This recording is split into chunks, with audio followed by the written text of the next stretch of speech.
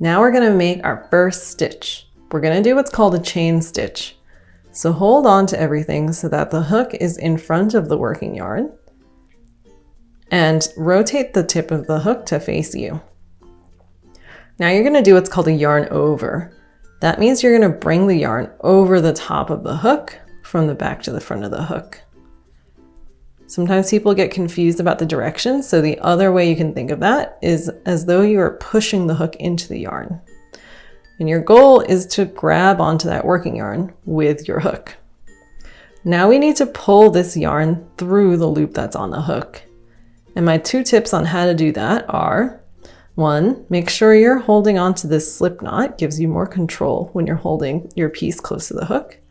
And 2, you're gonna wanna pull your hook and that knot in opposite directions. So I'm pulling the hook this way and I'm pulling the knot that way.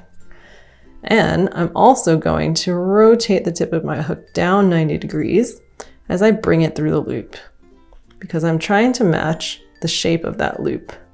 So to minimize the chance that my hook will get stuck. The moment I clear that loop, I'm gonna rotate my hook to face me again.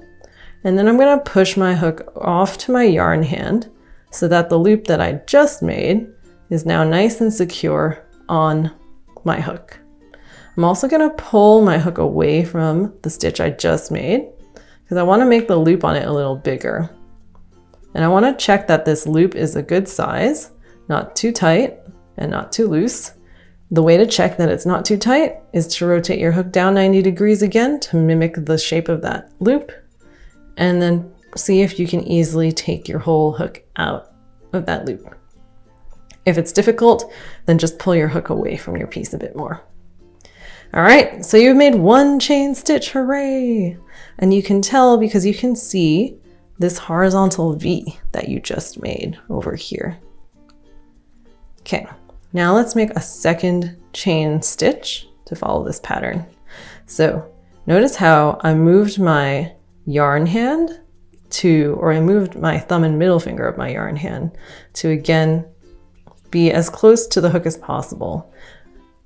I didn't leave it down here by the slip knot because then my yarn might move around as I'm crocheting. So I adjusted my grip here and we're gonna again do that yarn over. So your hook is in front of the working yarn, bring the yarn over the top of the hook, pull the hook and the piece away from each other as you rotate the hook down 90 degrees and bring it through the loop that's on the hook. Rotate your hook to face you again and push it off to your yarn hand.